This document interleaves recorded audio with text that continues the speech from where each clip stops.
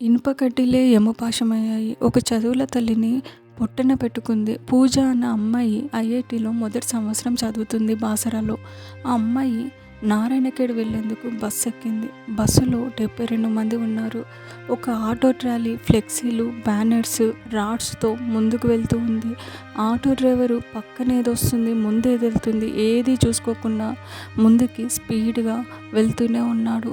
అంతలోనే ఒక బస్సుకి ఈ ఆటో ట్రాలీ గుద్దుకుంది.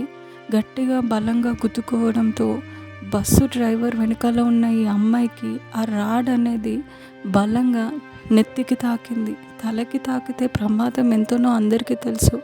తాకగానే అందులో ఉన్న వాళ్ళు ఈ అమ్మాయికి సహాయం కోసం 108కి కాల్ చేశారు. వాళ్ళు హాస్పిటల్కి అని చెప్పేసి అంబులెన్స్లో అమ్మాయిని ఎక్కియగానే మార్గ మధ్యలోనే ఆ అమ్మాయి చనిపోయింది.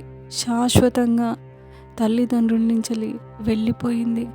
ఆటో డ్రైవర్కి ఇంత కూడా ఏమీ అనిపించలేదు. వాడి వల్ల ఒక ప్రాణం బలైపోయింది. ఇటు బస్సు డ్రైవర్కి అలాగే ఆ అమ్మాయి వెనకాల ఉన్న నలుగురికి కూడా గాయాలయ్యాయి.